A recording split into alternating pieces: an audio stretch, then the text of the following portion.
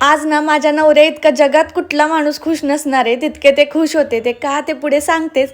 त्याआधी बघा आम्ही इथं भाजी आणायला गेलो होतो का, हां काल पण आम्ही गेलो होतो, पण काल भाजीच घेतली नव्हती आणि एवढी महाग होती ना, मेथीची एक पिंडी तर 50 रुपयाला होती.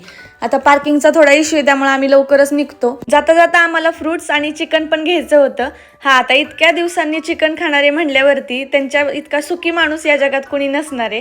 कारण चिकन त्यांना एवढं आवडतं ना, चिकन म्हणा मटन म्हणा नॉनव्हेज सगळंच त्यांना भरपूर आवडतं. आता नवरात्र संपून 2 दिवस झाले होते आणि अजून पण आमच्या घरी चिकन काय बनलं नव्हतं, त्यामुळे म्हटलं चला आज रविवार आहे तर आजच बनवूया.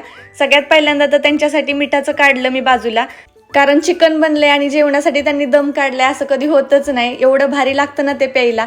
चला इकडे माझा चिकनचा रस्सा उकळतोय आणि इकडे सुकं चिकन पण माझं शिजून झालेलं आहे. तोपर्यंत मी लगेचच भाकरी टाकून घेतल्या. आता बऱ्याच दिवसांनी चिकन बनलंय घरी म्हणल्यावर तर काय खाण्यावरती कंट्रोलच आमचा राहिला नव्हता.